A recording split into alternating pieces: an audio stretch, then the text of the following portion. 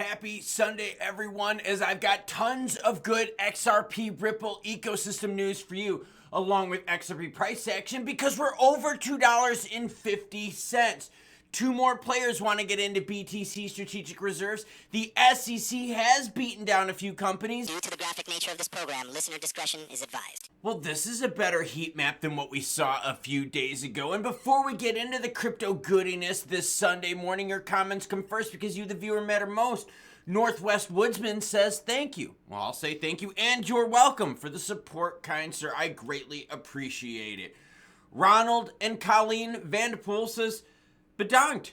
Thank you as well. You're welcome, and thank you back to you. More support for the channel. It's greatly appreciated. Frequent Trade FR says the idea of companies like Heritage Distilling adopting BTC for payments and treasury use is a significant step for crypto adoption. I totally agree. It shows that businesses are starting to see crypto not just as a speculative asset, but a viable part of their financial strategy. This could encourage more companies to follow suit and integrate cryptos into their business models, which is crucial for broader acceptance and trust in the space. And Meta, Facebook, Meta, formerly known as Facebook, is going to be voting on adding BTC to their strategic reserves.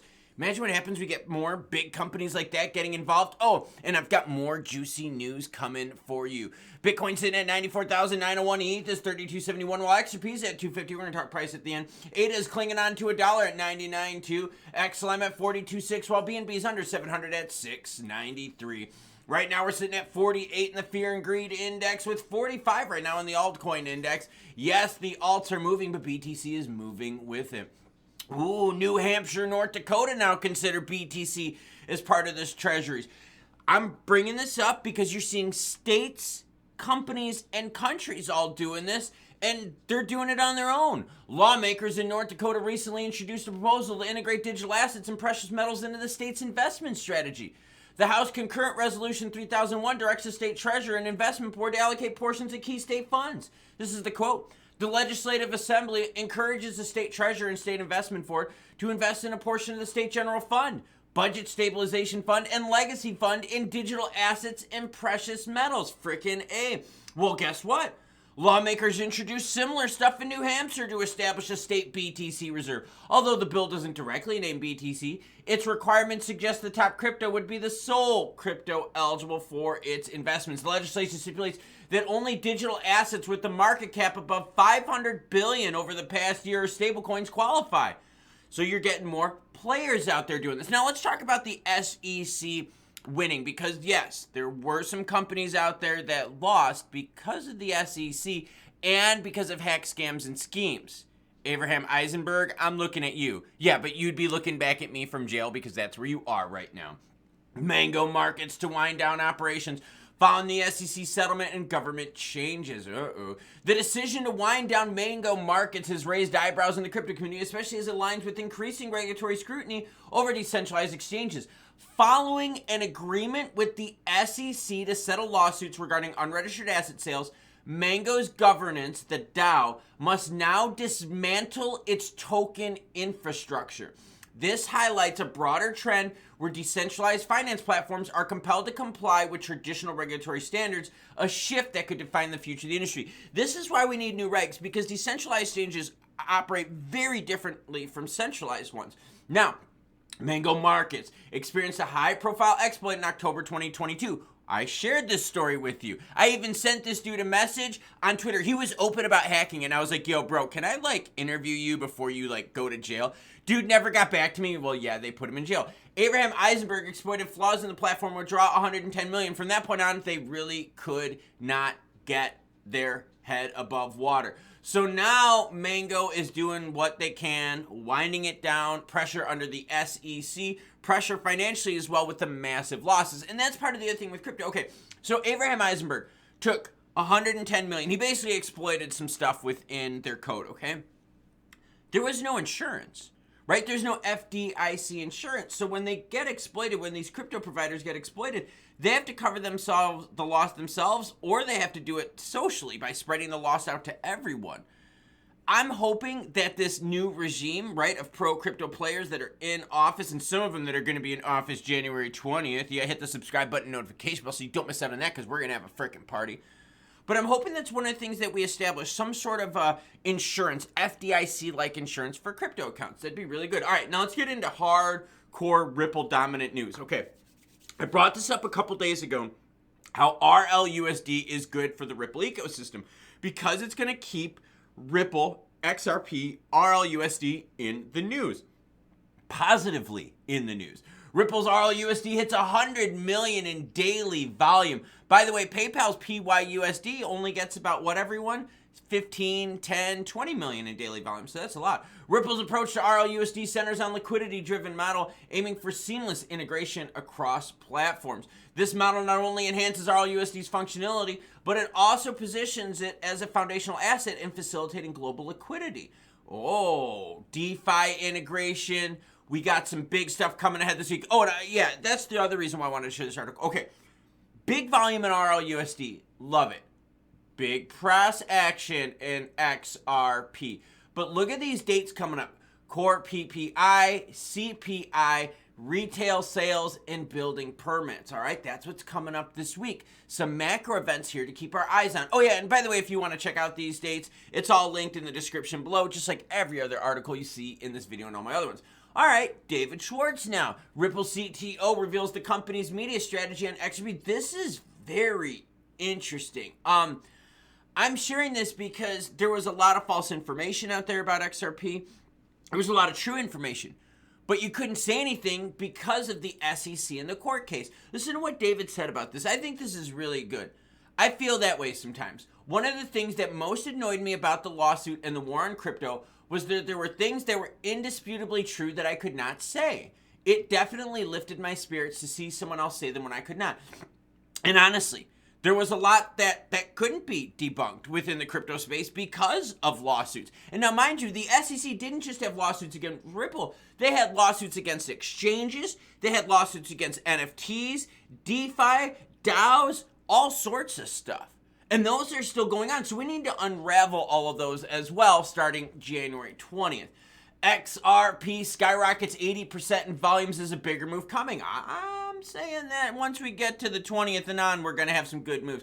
According to CoinMarketCap, XRP's trading volume has increased by more than 80% over the last 24 hours, reaching 8.99 billion. What is it at right now, Klaus? 8.73 billion, up 76%. Juicy goodiness. I love sharing this. Now, we've got more. This driven by trade volumes of more than $1 billion in the Korean exchange Upbit. We talked about that, right? Where Upbit was getting the pump going. This jump in trading activity coincided with a 9% increase in price, which reached as high as 260 before falling slightly. Yeah, and let's check those pairings right now. Okay, so the Bybit pairing, oh, that's a big one right there. But look at the Upbit, 951 million in the Upbit XRP Korean won pairing, bigger than Binance's XRP USDT pairing. So again, the Koreans are pumping the hell out of it. In fact, look at the price. They're pumping it to $2.55, while the rest of the market's pair is priced at $2.50. Now, go into the candlesticks and see what Homegirl tells us. We're going to go to the 15 minutes, not a quickie, but also not taking our time. Here's the move. Look, we got up to 260, and in fact, two candlesticks right here. This one got us to 259.99, and this one got us to 260.36. Couldn't hold that, okay? That's the key. So we're seeing some near-term resistance. That's okay. That is totally okay at 260. Right now, hovering right around the 250 mark, okay? Move is just happening. It happened super early in the morning. My phone was going off. Love it. But we're back up to 260. Now, look what happens. I can't even zoom out enough on the 15-minute chart to get us back to where we were at 260 again. So we got to go even further out. So now let's go to the 2-hour chart, right? Just to give us a little bit more space. Look at this. We're back to where we were almost a month ago, 17th of December, when we were at that 260, 270 mark again. So for everyone out there, it's like, yo, bro, XRP's not making moves. False. Totally false. We're making moves again. In fact, we've got support, strong support at the $2 mark, good support above 220. Look at this move right here in this most recent one. right? Look at all that support above 220 right there. Clear as day. Now we're fighting 250. We couldn't hold 260, but these are upswing pushes. This is better than what we dealt with all back here where we had, what, everyone? Downswing pushes, right? We were always trying to see, was XRP going to hit 45 cents again? Is it going to hit 42 cents again? And now we're sitting here going, yo, are we going to hit 250? 260? What's going on? So volume is exploding.